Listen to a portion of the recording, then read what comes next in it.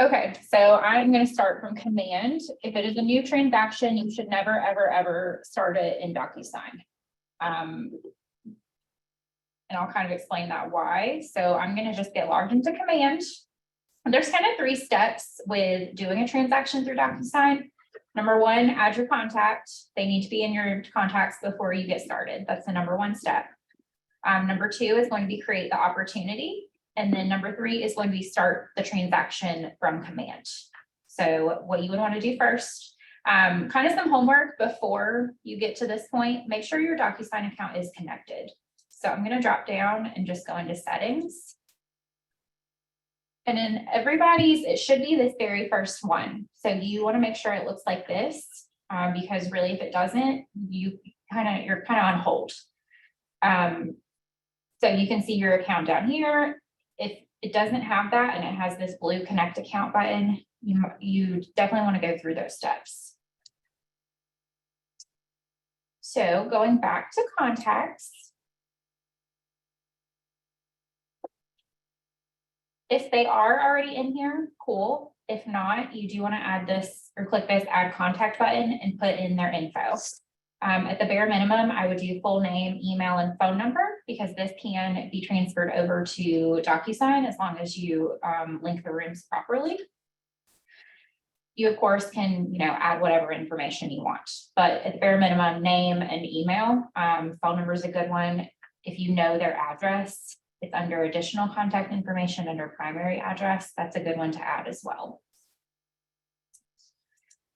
If you are on a team, and that does include PC, you have an additional step with the contacts because you don't have the ability to have your own opportunity pipeline. So I think a few people are on here are on PC. So what you would need to do, whatever contact you're using, if I was using Aaliyah and we were we were about to start a transaction, you just check it, and then this select bulk action will pop up. And if you drop down and go to change account, I don't have any teams associated with my account, but if you are, or if you are in PC, because command recognizes that as a team, you'll have the option to switch it over. So you have to do that before you can pull them into the opportunity. And then when we get to that applet, I'll kind of show you the indicator of when you need to know, or when you have not brought them over, what it looks like. So once your contact is in there, that is your step 1. Step 2, we're going to go into opportunities. So this is where all of your transactions are held. This is where all of your final documentation will be uploaded. So this computer really awkwardly squishes everything. So yours should not look this wonky. But you can see kind of my listings and my buyers, what all I have going on here. I do a ton of test opportunities. So, it's a lot. Not that some agents aren't doing this. Do keep in mind, I'm not licensed. So while I'm going over this, when we get to the form stage, you're definitely not going to want to take my advice for filling out the forms, nor am I going to give you any. But from here, you want to create opportunity. Market center. So yours will look different because you should have 2 market centers in there, but if you're only with Fayetteville, just leave that alone. If you're on a team, it should automatically pop up here. Opportunity type, be careful with this because this is something that you cannot change. So whether it be listing or buyer, definitely pay attention when selecting this, because if you choose the wrong one, there's not a way to fix it and you kind of just have to scrap the opportunity and start over. I'm going to just put this in as a listing. Owner, this is just if you're the rainmaker. I don't think anybody on here is, so you can just just leave that as is. It should only have your name in there. Client. So this kind of tricks you. It looks like there's a drop down, but there's really not. What you have to do is start typing, and then anybody matching whatever you've typed in your contact database will pop up here. So I'm going to just select myself. If you're in PC or if you're on a team and you know for a fact that whoever you're putting in here is in your contacts, but they're not popping up, that's when you need to go back to your contacts and just make sure that they're shared with the team. If you have a co-seller, same thing with this, they need to be in your contacts. You can put them in there. Opportunity name. It's going to default as your client name and then either listing or buyer. You can just leave it as is. You can change this. A good rule of thumb is once you kind of get further along in the transaction to change this to whatever the property address is. It just makes it easier on us to kind of basically find your opportunity when we need to. And it's a good way to just kind of keep it clean. Custom tags, estimated close date, time frame. This is kind of all optional, but if you know any of that information, it's great to put in. Pretty much anything from opportunity name down, you can change once you've created the opportunity.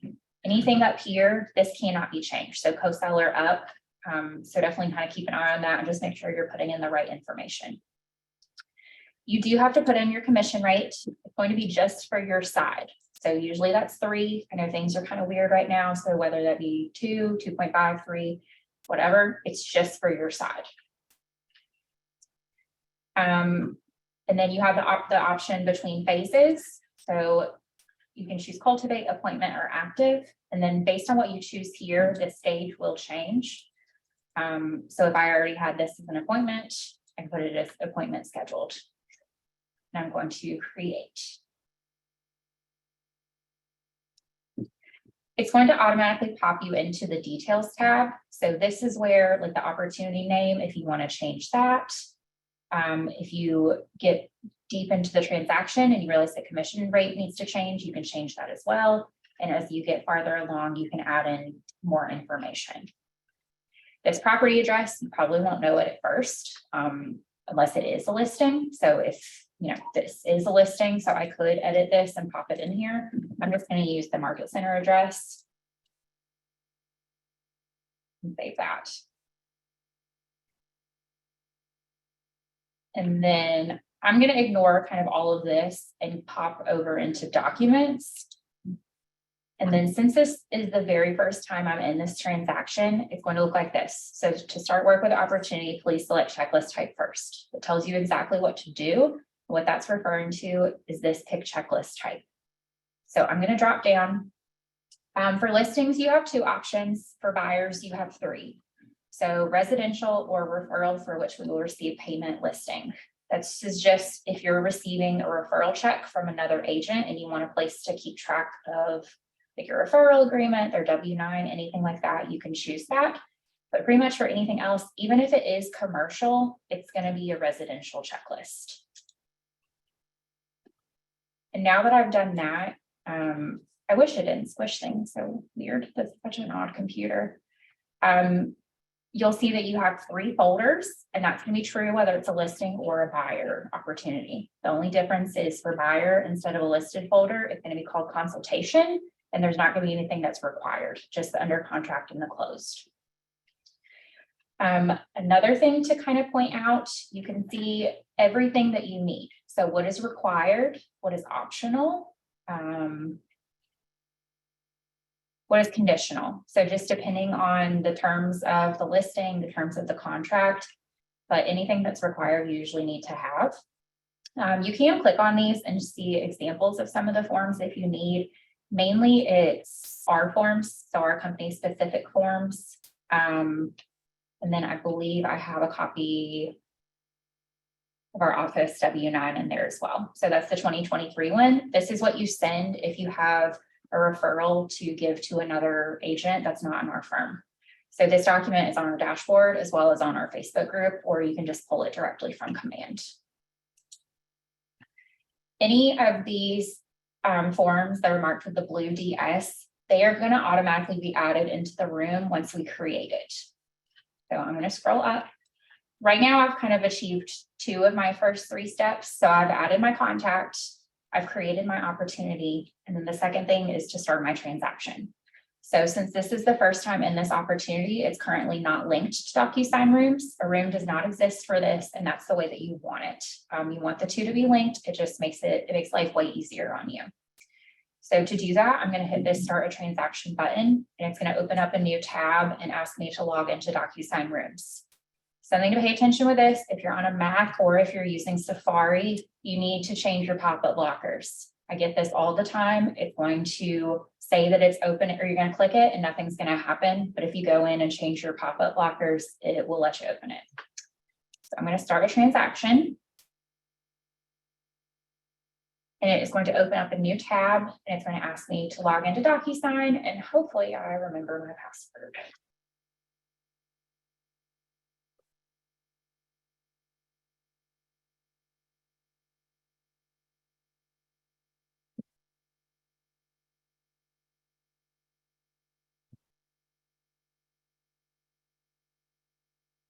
Nice. Okay, got it on the second try. So right now you can see I'm in the documents tab of my room, and anything that was marked, once again, with that blue DS, have already been brought into my room. So there's a lot. So kind of where I like to go from here, I like to go over to this details tab. And so I put in my address, my client information, their phone number and email address. That all came over from command. So it kind of eliminates a little bit of work for me, which is good.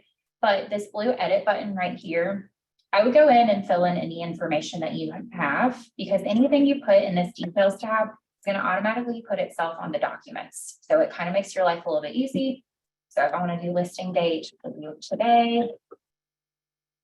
We'll say this is going to be $350,000. All right. Yeah, that's a lot of zeros. Okay. Really anything you want to do in here, you can. And you know, as information pops up, I would always keep an eye on this details tab and just make sure it's up to date. Here, I'm only using one seller. If you have another seller, you can add their information in here, even if, you know, I only have one seller in command, but you can obviously add a new seller. It's going to pop in your information for either the listing agent or the buyer's agent, whichever one you are, whichever one you've designated in command. So I'm going to click save once I've worked on my details tab a little bit. And then I'm going to go over to my documents tab. Miss Shelby. Yeah. When you went into the details tab, I seen mine doesn't look like that when I clicked on it. It looks like that. How did you hit edit to put it in? Yeah, this edit button Okay. right here. Gotcha. And then it'll let you work on it. And then just make sure my Zoom thing is blocking it. But you should have a little save button down at the right. Yep. Click that when you're done, because it does not auto save. Okay, thank you. Mm-hmm. Okay, so back to my documents. This is the stage where you want to fill out your forms. So this is where you kind of lose me, but I'm going to open up my exclusive right to sell listing agreement and pretend like I know what any of this means. But anything that wasn't in the details, this is where you want to open up each form that you're planning to send and pop in, you know, fill out the document completely. So you can see it brought in my seller one name. I do not have a seller two. I can still add it if I need to. And then listing agent company, Keller Williams Realty Fayetteville. It popped in the address, and wherever the price is, it should have thrown that in there as well. So the $350,000. So any of these open blocks, you can just click and you can just type directly. So, and just go through, make sure this is fully filled out. I'm going to save that. And let's just say I'm going to send the listing agreement as well as the working with real estate agents today. You can send as, you know, as many documents as you want. You can send one at a time. It's completely up to you. So I'm going to pop open the working with real estate agents, see if there's anything I need to fill in on there. So if you did click them all and consolidate them into one form, whenever you send it off through DocuSign, and they can just scroll through like the whole contract, let's say 10 pages, they put everything. You never want to consolidate into one single document, but So I mean, like if you click multiples. yeah. So today, let's say I want to send the listing agreement. I'm going to check it. And I also want to send the working with real estate agents. I'm going to check that as well. Okay. I can do that for whatever documents I want, but for the sake of today, I'm just going to choose those two. And then it's going to pop up this toolbar and this create envelope, the little pen. It used to say DocuSign. We're going to click that. And anything that I've selected, it's going to bring into my envelope for signing. So who are you sending this to? We used to have something in DocuSign called pre-tagged roles, and now it kind of forces you to do that. So the forms are smart. So whatever or whoever it has on it that needs to sign it, or whoever is an option to sign it, you select who you have. So in this case, I have a listing agent and I have a seller 1. So I don't have a seller entity and I do not have a seller 2. But if you do, of course, check those. And I'm going to continue.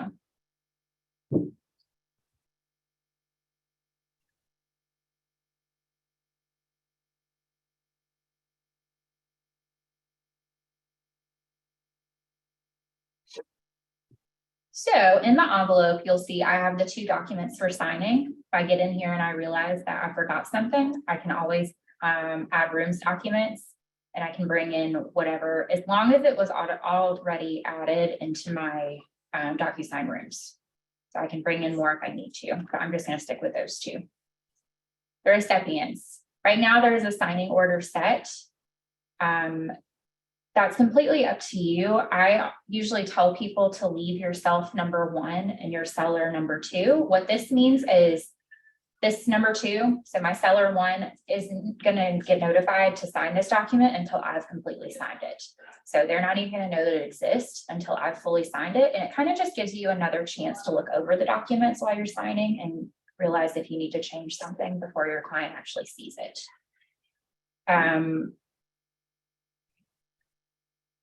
I get this question a lot, especially when they have more than 1 seller. They'll say that, it went to 1 and the other person hasn't seen it.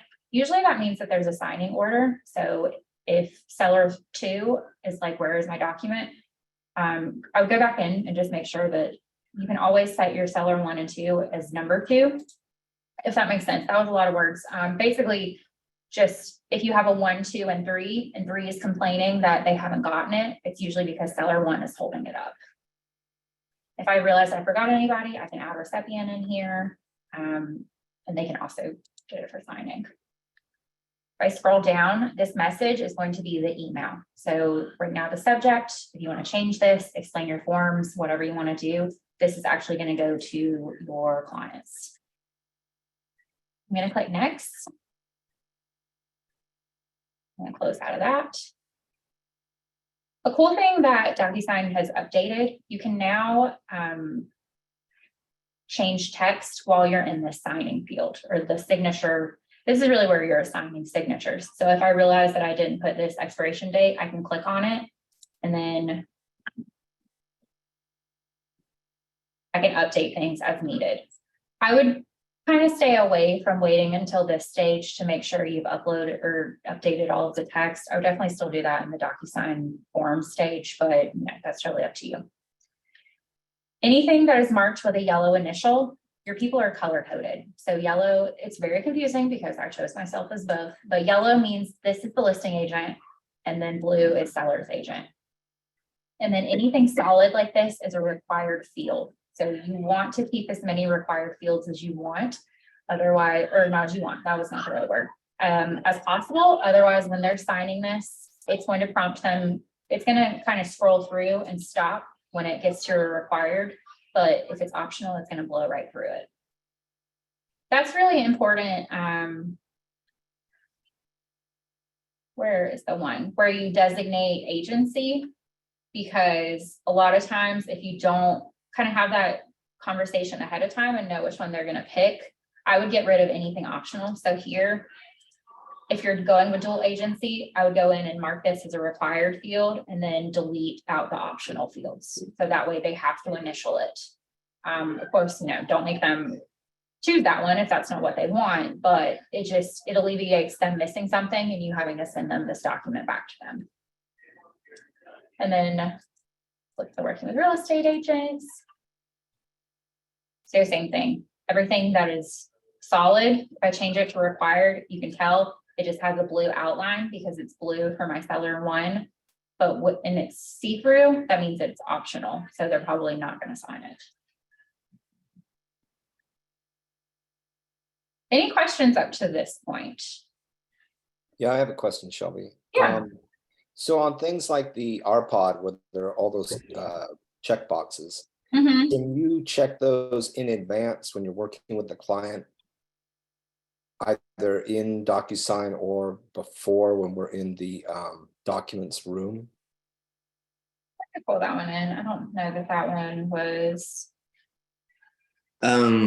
just to throw this in, I don't know if this helps, but when you do send it through command, it automatically auto-populates so that they can punch it when they get it on their end.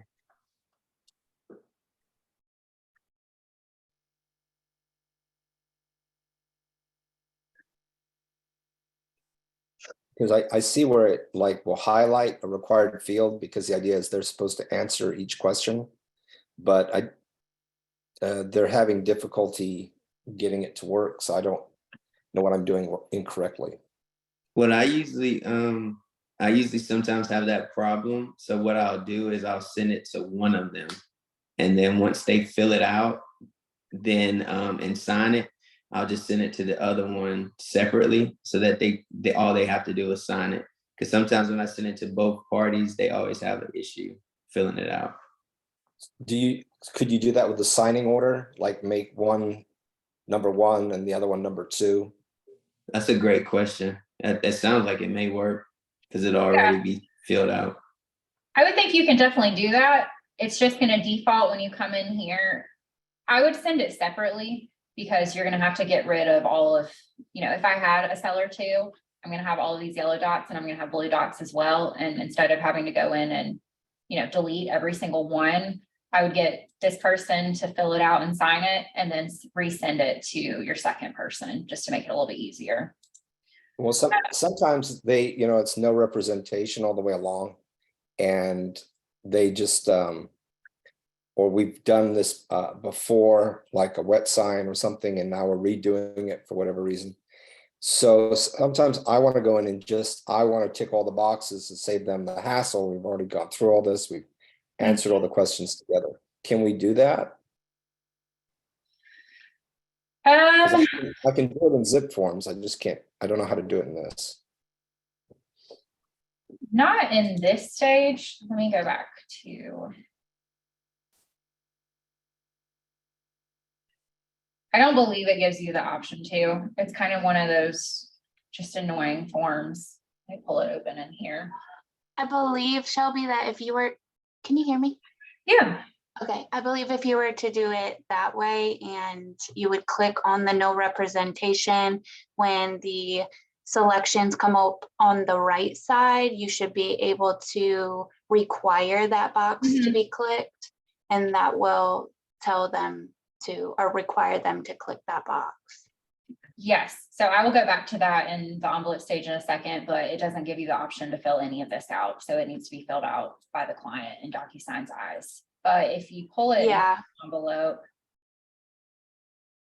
right now, a lot of those checkboxes are optional. So what I've told people is to just make them all required, and that way they're not missing anything. Unless, of course, it is, one of the true optional ones. Like, I know there's some in here. This is so small, but like this one right now, if I highlight it, it's a series of 3. So they have to pick one. But if I mark it or change it to required field, they can't bypass that. Right. But if you've already gone through this with them and now they have to redo it, it can be a pain point. So I know in DocuSign itself, I can go and use the checkbox. No, it's the same thing. I can't do it unless I can do it in zip forms or by hand, I guess. Yeah, DocuSign doesn't really give you that option. You can highlight and, mark as required a little bit easier if you want. But it's just one of those, everybody kind of struggles with this one. Because it doesn't give you, it's not like the others where it gives you the option to fill it out.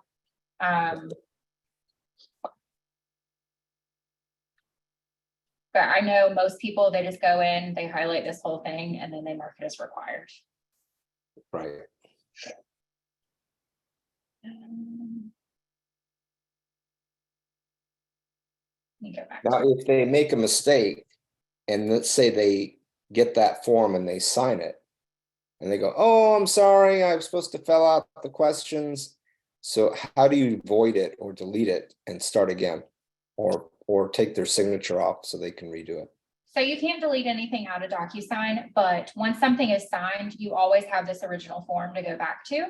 Mhm. So you could open it back up and resend it basically, or if you want to, it's gonna save a new PDF of the signed one. You could open that up, go into the envelope, and you have the strike through option.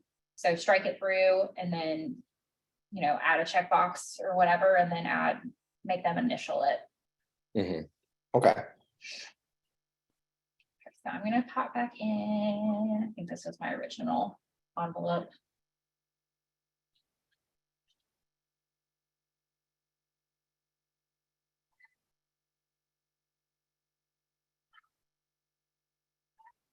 My toolbar is blocking me.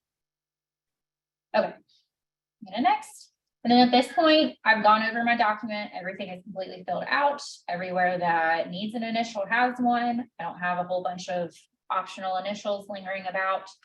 I'm gonna go ahead and send it.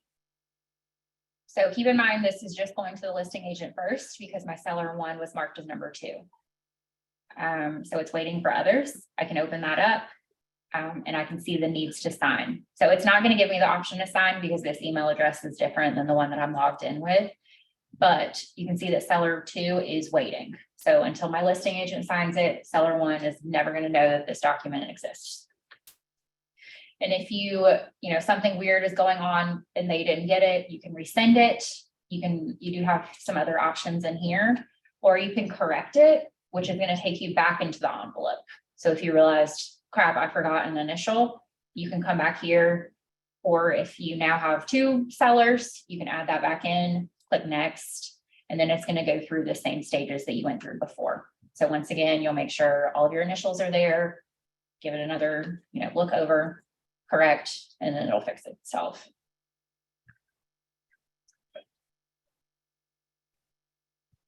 So once it is fully signed, when I'm back in my documents, you're always going to have the original forms.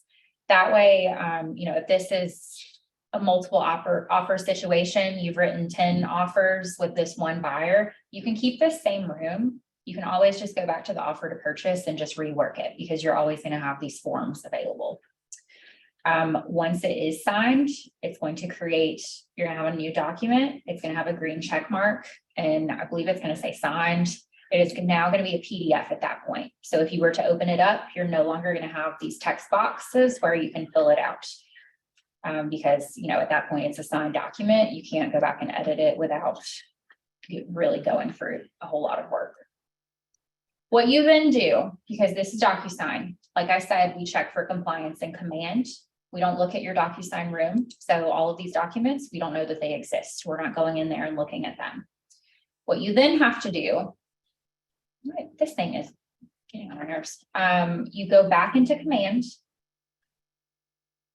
I'm in my listed folder. So I'm going to go back and I'm just going to sync my transaction just so everything is kind of talking to each other.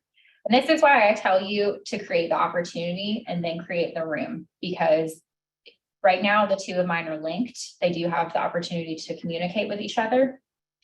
If you create the room first, there's no way to link it back to an opportunity. So attach files from DocuSign. Let me scroll this over. Working folder, room docs. I'm going to toggle on should include DocuSign forms because I don't have any signed PDFs. I'm going to go down the row. So working with real estate agents, I'm going to drop this down and I'm going to look for my 160, I guess it's 1, working with real estate agents disclosure. I'm going to select it and it's going to put it in my room just like that. So from there, I can open it up and then I can see it. It's all beautiful and not signed. Exclusive right to sell listing agreement, same thing. I'm going to drop down, choose my listing agreement. And you just go down the row, selecting all of the signed documents you have at that time. You, of course, you know, you might not have everything at once. That's fine. You can always go back in and add. If for whatever reason, this transaction isn't linked to your room, you do have the opportunity to attach files from your computer. It's kind of, you know, it's a little bit harder. You have to go in, click browse. It's going to open up your file and you go through and look for your computer, wherever it is, or not your computer. You look through basically just your desktop and pull in whatever documents you have. So I want to pop in that referral form.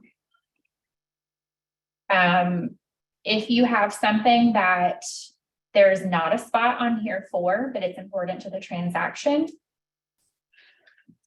It's so annoying, so I have to keep going back and forth.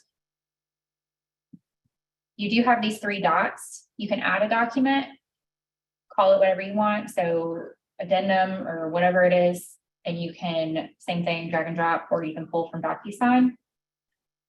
And then you can add in anything you need. Okay.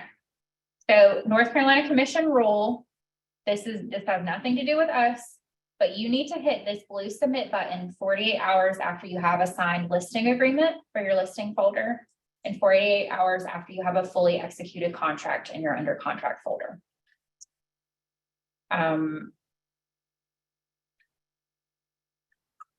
So right now I have my listing agreement in there. It's signed. We're good to go. You have 48 hours to submit it to the market center. So we realize you have this, you might not have, your seller estimated net sheet for whatever reason. Don't let that wait, or don't let that hold you up from submitting. So that is the rule, 48 hours. Same thing under contract, you have the fully executed contract.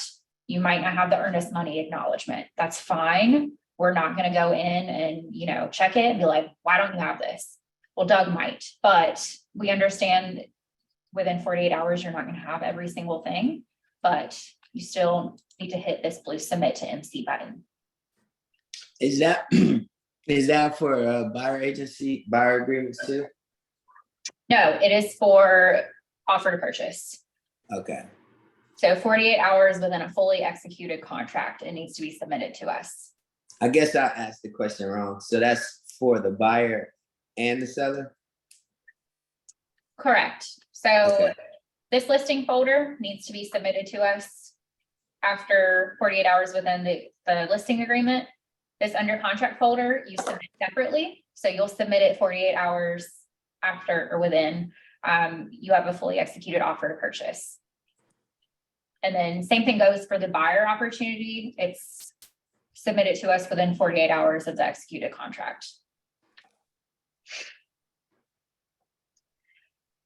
So I'm not going to actually submit this because Doug would be like, what in the hell is this? But the day you submit this, go into this offers and commissions tab. And then this is how you actually get paid. So this should be very high on your list to do. We are going to add a new offer. Call it whatever you want. I'm just going to leave it as initial offer, and I'm going to create. This is a very easy tab to fill out because it's really just information about the offer. So we'll say the offer date was 1/26, closing on 1/29. We are very quick about this. Parties, so my seller, Stephen Buyer, that looks like a great person to buy my house. I'm going to represent him as well. I'm just trying to kind of get through this. Terms, we'll put, he is financing the full amount that I put on my listing agreement. I'm going to kind of just ignore earnest amount, option fee, termination option, blah, blah, blah. This is a good way. If this is a real listing, you can put in whatever offers you get in here, and then it does pop up on the screen. It's kind of a good way to compare them. But if you're just, doing this because this is the offer you're going with and you want to get paid, kind of pick and choose what you put in. Agent analysis. So if you want to put pros, cons, and summaries of the other agent, you can do that. I'm going to save.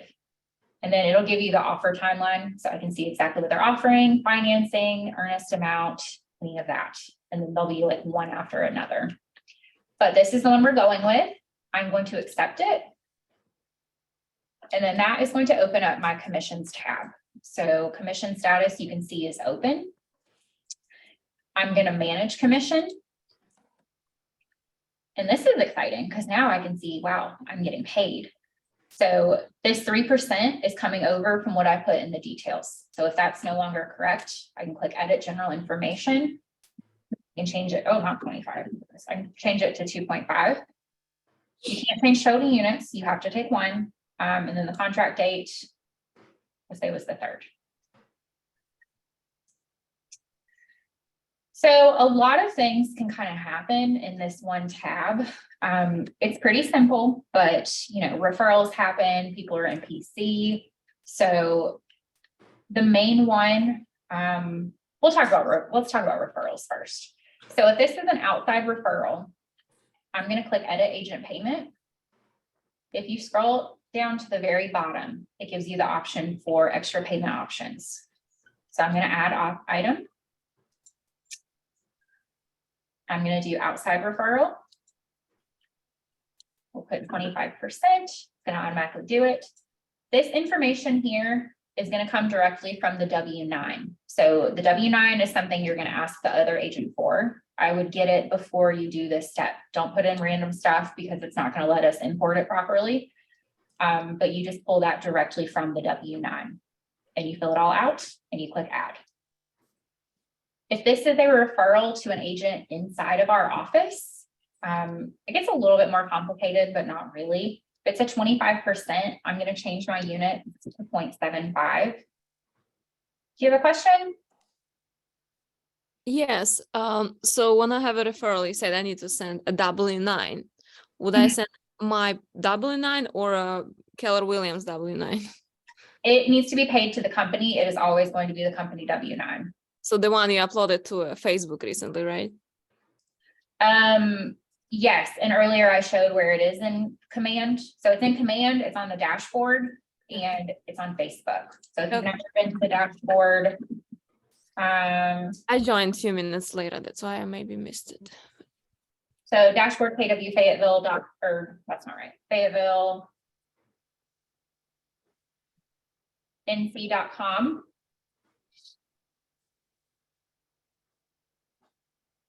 Office W-9. You click on that. This is what you want to send. If you send it for your own information, they're probably gonna question it. Okay, thank you. Okay, back to here. So right now, it's all just math. So that's kind of the most annoying part, but always click this calculate commission or it's gonna give you an error. So right now I have 0.75 units. If I were to try to submit this, it's gonna give me an error. Hopefully it does. Hopefully it doesn't just let me send it through. Because I haven't given out all the commission and there's also a 0.25 units. So this add another agent button is anybody in the company. So if I am giving Alex 25% of this deal and come in and click save changes. And then that's going to put him on my commissions tab. And then you can see that he's over here. Yeah. So is this something a transaction coordinator can do, or is this something we have to do? I'm sure a lot of transaction coordinators do this, so they can absolutely do it. Okay. Yeah, that's why I'm learning, relearning. My transaction coordinator does all of this. Give me my unit. Okay. If you're in PC, let me save this and go back from the beginning. So edit agent payment, it's going to look a lot like if you were doing a referral.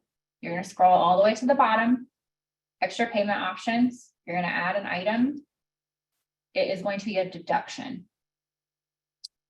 So unfortunately, you have to do the math yourself, but it's always 10% of the gross commission. So my gross commission was $8,750. So it would be $875. Description, you can put coaching, pay to, you can put Katie, PC, whatever you want. You can put in the market center address, phone number. You don't need a W-9 or anything for this. So in the event that I have a referral and I'm in PC, I did just get a referral from somebody here in this office to work with some people in Myrtle Beach, and I'm also in PC. So I'll need to do all the steps, the referral steps you just did with the 0.75 and then also add in the PC. No, you will need to do the extra payment options. You'll need to do an outside referral, and then you'll also have a deduction. Okay, even though she's from this Keller Williams. She's in this office? Yeah, somebody from this office, yeah. Yeah, then you'll do the 0.75 and 0.25, and then you'll take still 10% of your gross commission just off of your side. You, of course, won't touch the other agents. Okay. So when this is all good to go, you're gonna hit that blue submit button, and as long as all of the money has been allocated and as long as all of the units are good, it'll go through. A hint as to what we do to it from there. Lisa goes in, sometimes I do it in the afternoons, but she's the first person to check them in the mornings. She looks at this sales price, so $350,000, and she goes back to your documents tab, looks at your offer to purchase and makes sure that that matches. If it does, she approves this. If it does not, she looks for an addendum. If there's no addendum and no proof that that is the sales price, she is probably going to return this to you. Sometimes I send a message, sometimes we return it. It just depends. If you've submitted this commissions tab and you haven't uploaded your contract, we're always going to return it to you. We just have to verify that this matches whatever is on your contract. Okay. So in the past, how I've always been paid is out of what has been finalized in the Alta, the final closing docs, because prices change. There's some, last minute payments, some adjustments are being made. Maybe you're paying for something out of pocket. So numbers change. So the contract wouldn't necessarily reflect the final agreement, or the contract could change as well. So what do you do in that situation? You upload an addendum. So we have a Keller Williams specific addendum, or I believe it's a 4T. And Valerie will not pay you out. She will not release your check unless there is something in your file that has it signed that that's the sales price. Right. So if you do you get a concession, right, or credit back from the seller, let's say. Mhm. And so now that or something's changed basically in terms of the total price, right? So they've walked back the price, the appraisal didn't work out, whatever. And you've made you've got everyone to sign off on it, right? Because of the change, and you've uploaded that contract.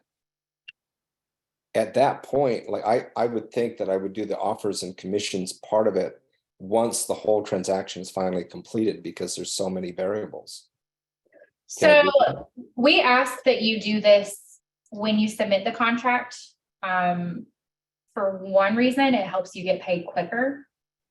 This is something that can be easily forgotten. And Valerie, if she gets your check and she can't cut it immediately and she sends you a message, it might be, until the next time she goes in. She's not going to sit around and wait for you to submit your commissions. It also helps us project the month.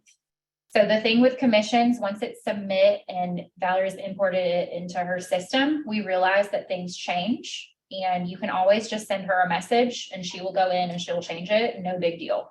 But we do ask that you follow the same rules for this as you would submitting, your opportunity.